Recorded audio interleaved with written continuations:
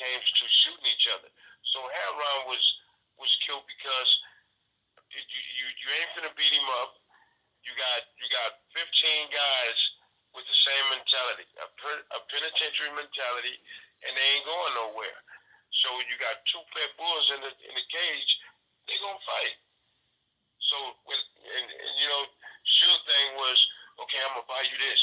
Oh, meet me at the office. I'm gonna make it up to you. But I mean, the damage was done, and he killed it. Homeboys Rock because he was ready to whip Suge ass. No, hold up. No, he from the mob. So we so-called ourselves protecting our own, but we was all bloods.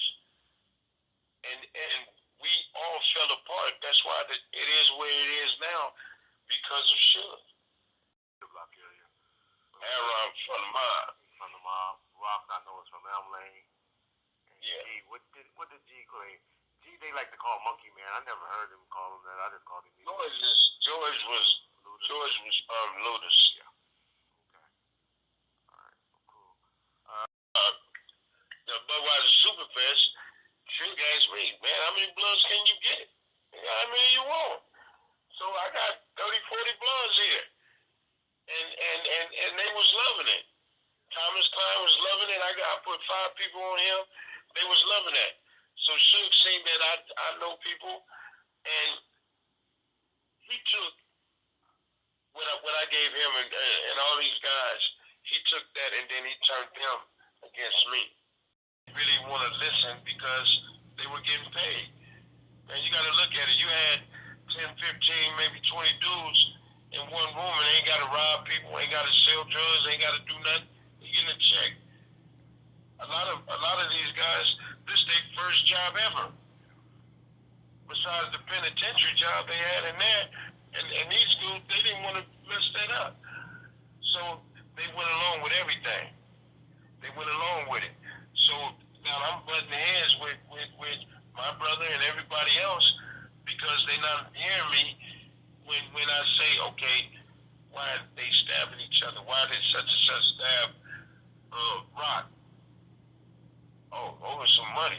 But it was fixed. Or I'm gonna give you this. Or I bought you a motorcycle. And they said, okay, cool. Yeah. Hey, we was all there that night for 662 for the party, the whole nine. Tupac, and I tell everybody, Tupac could still be alive today if Tupac would have minded his fucking business. If Suge would have told him, that's what I got these dudes for. They here to handle the business. The mob and Southside is going at it. Not the Southside of Tupac.